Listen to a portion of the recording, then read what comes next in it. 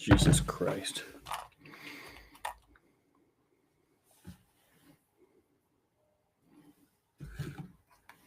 Oh, hey, Sean.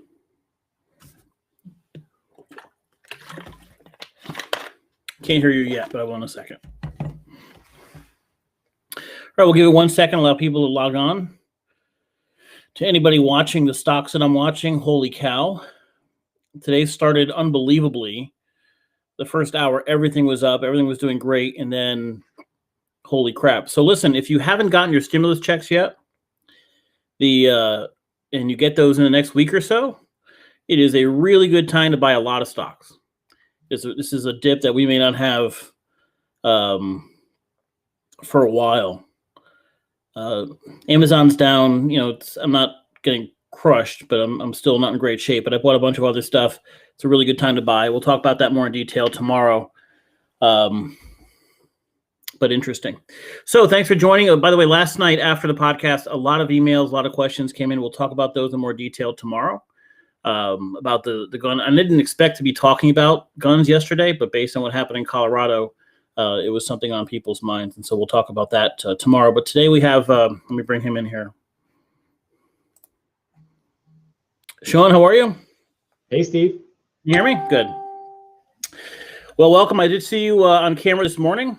I know you did a press conference. We'll talk about that a little bit. We'll talk about Tweet as well. But I'll let you lead with what you've been talking about all day. First of all, we have to settle some things you just have to be aware of. I did not watch the next season of The Wire. So I'm sorry. I know I disappointed you. Should not have done that. But did you keep going with Yellowstone? We're slowly but surely making our way through season 2. Okay. My wife and I are not great about watching shows together. I can get so many done. I'm slamming through Designated Survivor right now on Netflix. Okay, I don't know if you ever watched that. It's a wild show. Very mindless, but a good political show. But like if we have to watch things together, we just never find the time to watch the episodes. So you just do it on your own. I get it. I did. I saw the first 2 or 3 episodes. That's the one with Kiefer Sutherland. Kiefer Sutherland, yeah. Yeah. He's the last guy after the whole world gets blown up or the whole Capitol gets blown up. Okay. Exactly. I don't know that we need to be watching a lot of shows about the Capitol being attacked, but, listen, if that's what you're into. All right. So let's talk about – very go ahead. Very true.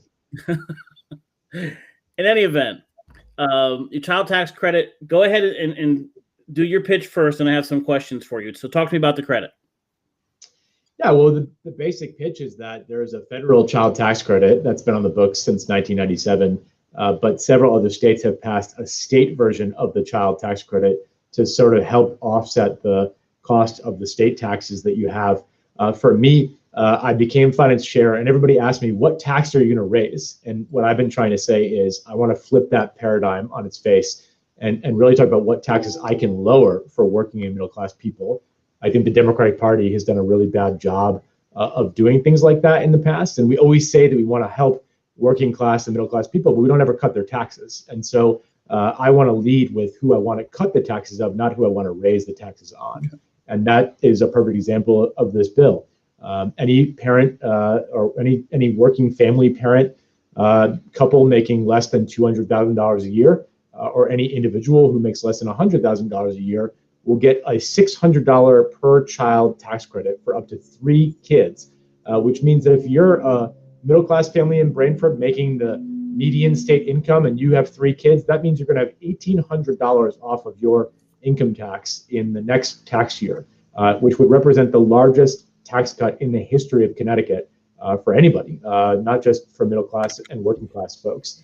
And so for me, it has a dual benefit. Number one, for the people who are really, really poor, who are actually living in poverty, this will help bring children out of poverty because that additional money, especially because my bill is refundable, which means that if you don't make enough to get to file actual taxes, you actually still get the credit, which means you can use that money to help raise your child. It keeps parents in the workforce, right? Right now, parents often have this fight over, is it even worth it for me to continue working because the cost of childcare is so high? That obviously disproportionately impacts women more than men. So it keeps women mostly in the workforce. And last but not least, it's a really good thing for middle and working class families, right? If you're making less than $200,000, you're doing okay, but you're not doing well enough, especially in Connecticut, given the high cost that we have here. You're not doing well enough that you can really provide for a family of three. Kids are super expensive, as I'm learning in my own life. And so that's really what this is all about, is just giving relief to middle class and working class families and trying to give them a break on their taxes for the first time in a very long time. So, Sean, I come up with the same question that I had with the stimulus package. So, first of all, in the stimulus package we just passed, we upped the child tax credit on a federal level from $2,000 to $3,600, and we are writing checks monthly to make up that difference, as opposed to just on the tax returns. So, people are actually getting money in their pocket. It's 2,000 to 3,000 if your kid is between 6 and 17, and 3,600 if they're under 6. But that only is for 1 year. Yes. So that policy is going to go away. Okay, so here's the question I have, and I had this question with the stimulus, and I had it listening to you on the press conference this morning. We have people getting $1,400 checks per person, and which means that's up to $150,000 in income for a couple. So we have couples, families of four, getting checks for $5,600 that have an income of $140,000 that may not have suffered at all during this pandemic. At the same time, there are families where both earners worked at a bed and breakfast and was a bartender, that $5,000 won't come even a drop in the bucket. So your last tweet was about ending child poverty. I respect that. I think this can certainly help. But I always question that $200,000 limit. The median income in Branford, which is average to a little bit higher than average town, is $80,000. So we have families making 2.5 times the median income, getting with 2 or 3 kids up to $1,800 and have income of $200,000. Would it make sense to have a higher tax credit for those that are struggling far more than people up at the $200,000 level? Maybe. I mean, listen, if money was no object, I obviously would want to do that. This calculation of going down, and I started at 400,000. That was way too high. That was my first proposal back in January. We scaled that down to 200,000. Yeah. The goal was to help as many people as possible. This bill will impact 853,000 children and about 450,000 filers. So again, that's not just 450,000 people. It's really like 1 million people, because obviously a lot of people file together if they're married or the head of household, different variations. But look, I didn't write the federal bill. I would maybe have done that differently. And there's always second guessing that you can do, and I do myself, Steve, about that. But I think we've come up with a proposal that is very encompassing to a lot of people. And for a lot of folks that I talk to, even though making $200,000 between you and your spouse is a good chunk of change, and certainly you're more fortunate than a lot of other folks, it doesn't exactly leave you with too much money at the end of the day if you're paying for school, if you're paying for college, if you're trying to save for your retirement, if you own a $300,000 house and maybe you want to go on vacation a couple of times a year. I mean, $200,000 does not go as far as it used to, and so that's why I went all the way up to 200,000. All right. I mean, it just seems that giving more money to people that are struggling at $40,000 or $50,000 makes more sense than making it even up to $200,000. But that could still be up for debate in your committee, I'm sure. Should that come up? Yeah, but again, my goal was always just to give 30% of the federal tax credit, right? The federal government has spent an inordinate amount of money in the last year or so, and they can do that because they can rack up major deficits. And yes, Democrats and Republicans have both contributed greatly to that deficit in the last few years.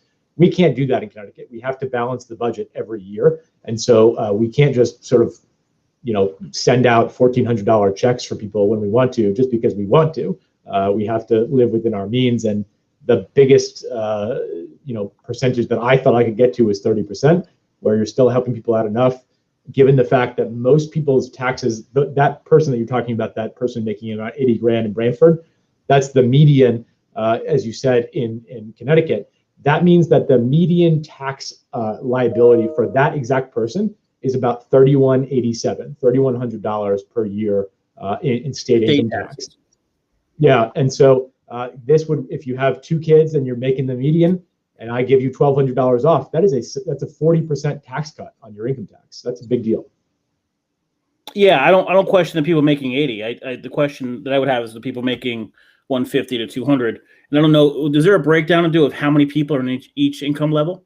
But what I'm saying to you is, even that person making 80, getting a 40% tax cut is a humongous cut. So if I scaled it up, there wouldn't be much more room for them to even pay any taxes. And I think that would not necessarily be a politically viable thing for me. No. We're saying the opposite. What if you scaled it down? Instead of having the 200,000 be the limit, what if that limit was 150,000 or 120,000? And those people in that's the bracket. So I'm looking at it from if you're trying to sell this to the public standpoint, and you're saying, okay, at some point we have to raise taxes on some people, higher income taxes somewhere or somehow to pay for this. It makes sense to sell it as the people who are most in desperate need something. How do you sell? I guess I would argue, Steve, that it's not just the people who are in most desperate need that need relief. I think that all the taxpayers of Connecticut should get relief. We live in a very expensive state. And I think, like I said at the beginning, I'm very self-critical about this. I don't think that my party has done a good enough job of advocating for people that are middle class or working class, or people who aspire to get there in terms of tax policy. And Democrats get beat up all the time for saying, hey, all you guys just do tax and spend, tax and spend, tax and spend. I'm trying to change that paradigm in Connecticut. I don't believe that we should be taxing people in the middle and working class. I think we should be giving them a tax break, because I think that the only way we're going to grow Connecticut is not going to be by raising taxes on rich people or cutting a lot of spending. It's really just by bringing more people to Connecticut and giving them more opportunity. And I really believe the best way to do that is to make it more attractive for families. There's a very common misconception in Connecticut right now that the people who are leaving Connecticut are all rich. That's not true. It's middle-class people who are leaving Connecticut. And I think that this is a policy that I'm trying to strike at, getting them to stay here. Okay, then the next question. You're on revenue and bonding.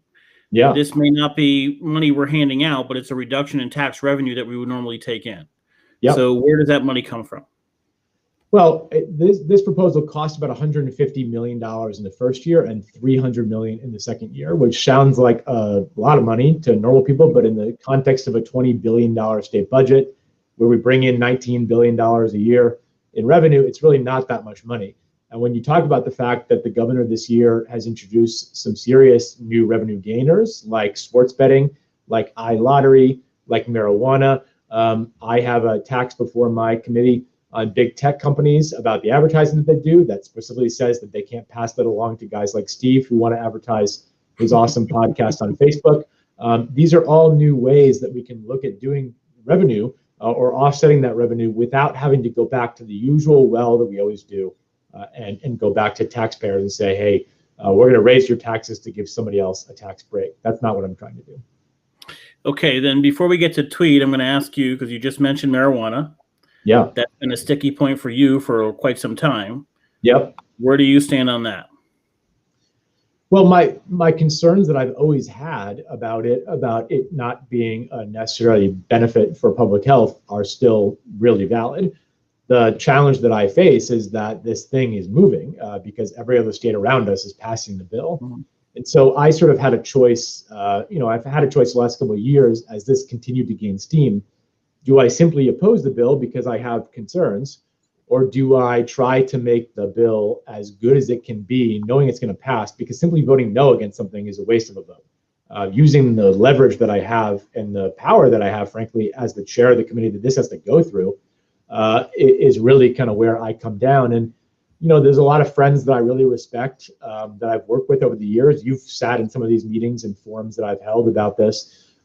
We've sort of come to the consensus that since it's my job to determine how we tax the stuff and how we use the money, I want to make sure that we use that money for the largest investment in mental health and substance use that we've ever seen in Connecticut, to make sure that we're doing the kind of things like prevention and treatment, so that when we do legalize it, if we do legalize it, then groups like Guilford Day and the Branford Counseling Center and Youth and Family Services, they have the resources that they never have because they're chronically underfunded to go out and educate young people, particularly about why marijuana may not be such a good thing for them to do, even though it is legal. And so my position hasn't really changed. I will say I'm not sure it's got the votes to pass this year. I think there still is a lot of concern about it, but we're going to find out in a few weeks. Wow, I thought it was almost a shoo-in. So no, it's still on the fence. Yeah, I think that anything is. I mean, it's really hard. The hardest piece of it is what I just talked about. Is how do you figure out what the tax structure is and where does that money go? You know, we're having this big conversation in this country right now about race and this sort of reckoning about equity and things like that. And it's one thing to say we need to have that money go to equity. It's another thing to say, okay, well, what does that mean? Like, when you say it should be equity, what does that mean? Where does the money specifically go? How do you sort of right the wrongs of that war on drugs and actually try to invest in communities that have been harmed by that war on drugs? All those are really, good talking points, but they're really hard to solve from a public policy perspective. And that's what sort of got us a little bit tripped up right now. Okay. Sports betting, one of my favorite bills. You praised that on Twitter. I'm glad you did. I'm glad to see that there was some view. But I'm still left short of some specifics as to how it will be implemented.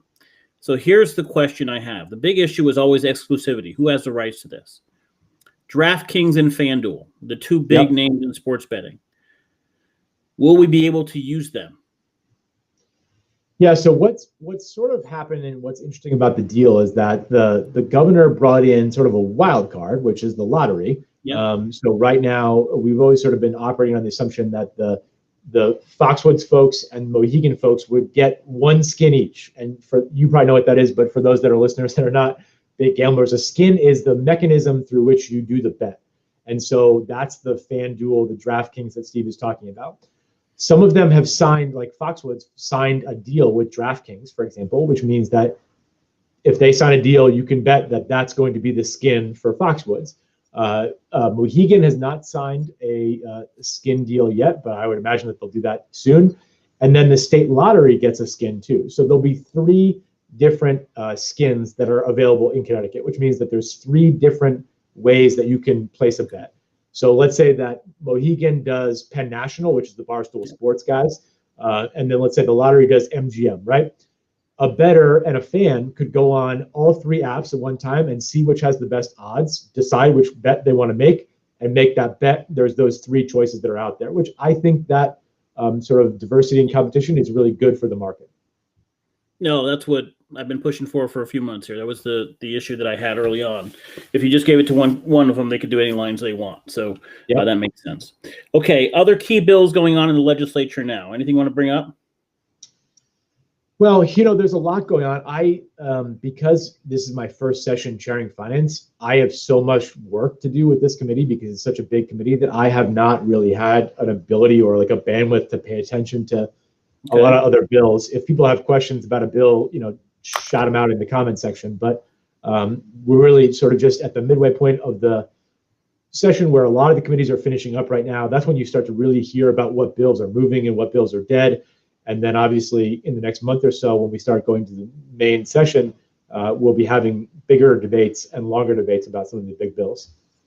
So in general, Republicans statewide, and we've talked about it on this podcast as well, have talked about these inner city bills, this idea of a 1% property tax, and also some bills on zoning that would supersede local zoning for affordable housing.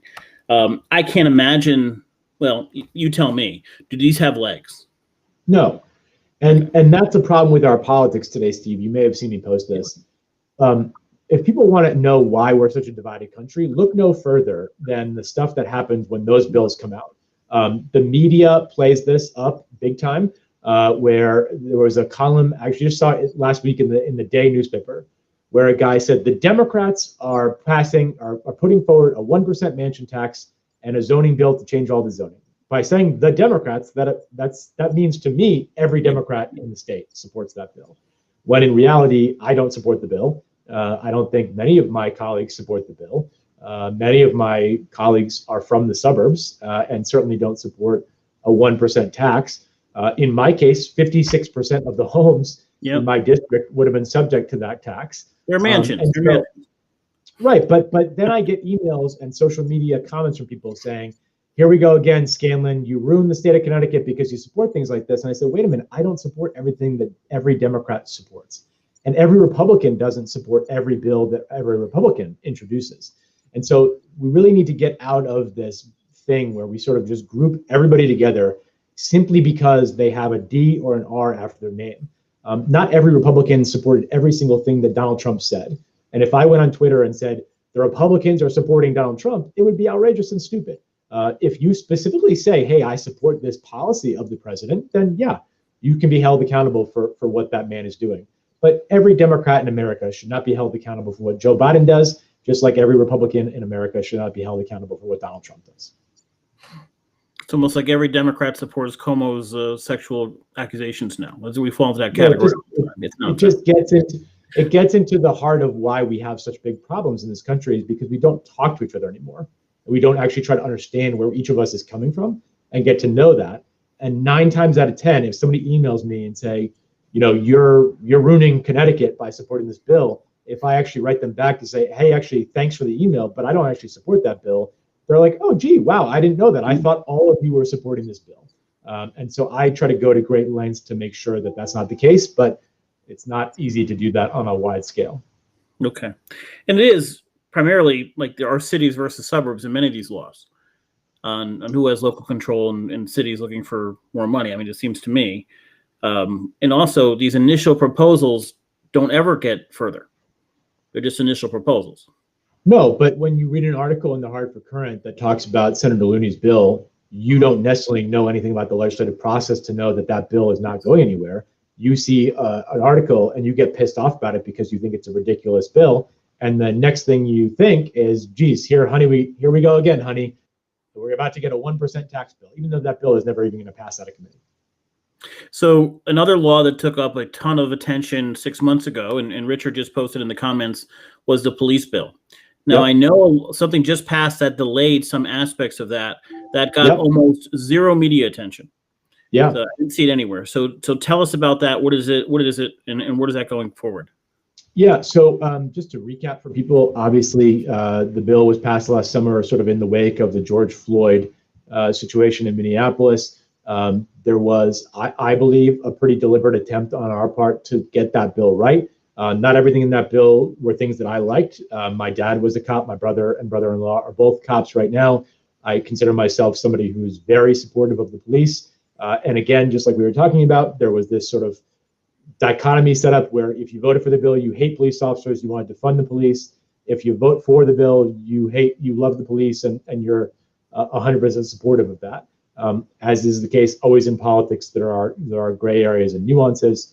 But what we said after that bill passed was we were willing to take a look and go back, and if there were things that were not workable in that bill, if there was time to digest what was in the bill and it didn't work, we would revisit that. I had that conversation for 2 hours at the Brantford Police Station right around when that bill happened, and met with 20 officers and the leadership of the police department. Had a similar meeting in Guilford, and I sort of gave them my word that we would revisit those things. One of the examples of things that we revisited already was this idea of the use of force provision of that bill. It was supposed to take effect in a couple weeks from now.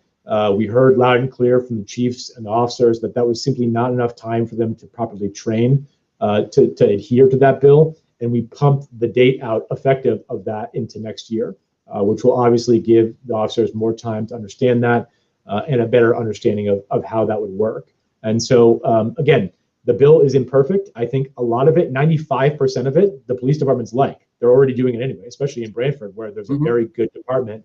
That's a very forward-thinking department, and shout out to the chief for his leadership in that. But there was a few issues in that extra 5% that we have to work on, and I'm pretty confident that we will continue working on them. Okay, and to those watching, I've been a little remiss on this. Brantford is actually ahead of the game when it comes to the mental health aspect of it as well. They're partnering with the counseling center on some really key provisions.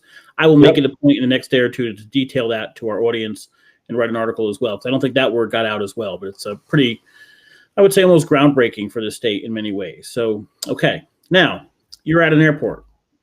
You have a major plan for the next couple of years, or in the next couple of years, to address issues at the airport. Talk about the master plan. I did see some reaction to it. I saw the independent coverage and some comments that may have been fair, may have not been fair in the comment section. And then obviously some of the neighbors that had some issues and they're making their claims. But talk to me about what you have in mind and what the benefits would be, not just for Brantford or Guilford, but for the region. Yeah. So a couple of things. I'll try to say this sort of as like succinctly as possible. So the problem that we've had at Tweed for a long time is that we have a chicken and the egg problem. We have a runway that's too short for most carriers, and all of the carriers say they want to come here. But whenever I talk to the community about how we need to expand the airport, a lot of them routinely will say, why should we invest in Tweed? It's such a failure, right? You don't ever have commercial service there. And it's a chicken and the egg problem, right? If I had a longer runway, I would have more service. And if I had more service, I wouldn't have to rely on city subsidies to help us run this airport, right? So what we said was, we want to do two things. We want to get rid of that law that was on the state books that limited us to 5,600 feet, so we could sort of control our own destiny and build a new runway here. And we also wanted to take a look at what the future of the airport holds. And every so often, airports have to do this thing called the master plan. So on the first part, the runway, what we did was we've tried for a while, pre-me taking this job, to repeal that law in the state. And we were unsuccessful in doing that. So a couple of years ago, they started taking the state to court over that law and saying it was unconstitutional and it was infringing on our ability to make a business decision within our existing right-of-way of our runway. And in March of 2020, we actually won a case in the United States Supreme Court that allows us to move forward. So that was step number one, right? We can do what we want to do within means. We have to get local approval, and the environmental agency has to come out and approve things, but we can move forward if we want to. So the second thing was, okay, well, how can we properly plan to do that moving forward and plan for the next phase of Tweed, both from a business perspective, but also from a neighborhood perspective. And obviously, if you've been to Tweed before, you know it's in the middle of a residential neighborhood in New Haven. It borders a relatively commercial but somewhat residential neighborhood in East Haven. And so what we wanted to do in that master plan was to study, okay, number one, what should the ideal length of the runway be? And we answer that question by getting to 6635. So it's about 1,035 feet exactly beyond where we're at today. We can do that without any sort of eminent domain. We can do that without infringing on major wetlands. It's all within the confines of our airport. And if we get to 6635, we believe that we can get to all the markets that we want to serve, which was really about Florida. It's about DC. It's about Chicago. We're not trying to go to London from here or LA from here. It's not about bigger planes necessarily. It's about planes being able to go further because they can put more gas in them. And that's all about what the takeoff is about. The common misconception, Steve, is that we want to have big jumbo jets flying in and out of here. No, we just want the planes that we have now to go further, because that's how we can make our business decision. The last piece about this, Steve, is where is the right place to build a new terminal? If you're going to have more activity, if there's going to be more flights coming in and out of there every day, where should the new terminal be? Should it be in a relatively residential neighborhood, or should we move it somewhere else to a more commercial neighborhood? And the answer that we found out after a lot of studying was that we should move it to East Haven because it is a relatively more commercial neighborhood than the one that we're in right now. And I believe that there's better traffic flow coming to or from the airport on the East Haven side than there is from New Haven. So all of that is a very long-winded way of saying that for the first time in a really long time, we have not just the ability to move forward, but we have a game plan to do that. And I think there will be some exciting announcements in the coming weeks about our path forward on that and how we can actually do that. I think that you may see some additional interest in the airport now that we've sort of resolved some of these issues from other carriers to get more flights in here. And I would close by just saying, 2020 was a pretty brutal year for me to be running an airport because the aviation industry took a pretty big hit. But we used that time very wisely to make a good plan for the future. And now we're executing that plan after a year of research and studying. And I think there's good stuff ahead for us here at the airport. So your expectations, if I'm hearing you correctly, is that should this happen, should the terminal move to East Haven, slightly more commercial area, should you be able to get the same planes with more fuel and get further, the funding that has come from the state or from government will not be needed, as you'll be able to raise the revenue to fund yourself. Correct. That's the end goal. That is my end goal, yeah. I want to divorce myself from any state or city assistance. And the cost to rebuild the terminal and to move it to the other side and to make the changes to do is what, and where would that come from? So I won't speak to the terminal because that would require us to have a private investor, and I don't want to sort of talk about some stuff publicly here that would betray the confidence of some of the conversations that we're having. But I would say that the runway itself would cost several $1 million, but the large majority of that would be paid for by the federal government because they pay to extend runways. Okay, but without giving names away, you're confident we'll have the private sector support to get the terminal moved? I think that there will be a lot of interest in us working with other entities to do this project, because I think everyone understands that knows anything about aviation that we are a very underserved market. And I think that our proximity is sort of in a weird spot where there's 1 million people sort of to North Fairfield County, the fringes of the suburbs by where I live, Guilford, Madison, Clinton, all the way to Middletown. There's 1 million people that live there. And those people would much rather come to New Haven than to drive to Bradley or worse, New York, which is where most of them go right now anyway. So I think that even if we get a little more service here, which is all we're really asking to do, to start to service both the Florida destinations, which is the leisure, and the business destinations of Chicago, DC, that we can get a lot of economic development mileage out of that, both for New Haven and the region. I mean, out of curiosity, I mean, I've looked and compared prices from Tweed versus other airlines out of Bradley, and Tweed is always more expensive. If these changes are made, should it bring costs down? Yeah, I mean, and that's our real big problem, right? If there's only 2 or 3 flights a day, then the problem is always going to be that the price, we just can't match the price. If you have a lot more activity here and there's more competition in the market, you will see better prices. Okay, so somebody's saying here we have flooding on Hemingway Cove and wetlands on Proto Drive. Are there any wetlands impacts to this plan? Yeah, so there definitely are wetlands impacts, but we are committed to doing restoration of wetland mitigation, sort of in the New Haven and East Haven side. Mm-hmm. And Lorena is asking some really good questions. All of those things need to be studied further. So we will have the next step of the process here for us is we have to do an environmental assessment to look at exactly what you're talking about. Is there bad flooding? Are there sea turtles? Is there, Indian burial ground? We have to look for all those things, and that process will take time. There will be many times that public input is welcome in that process, but we are continuing to move the ball forward. And so whether it's traffic studies, environmental assessments, all those things have to come, but we're making progress, and that's the name of the game here. Have we heard from the mayor of East Haven or from our Joe Zullo, the state rep there? Do they have an opinion on this?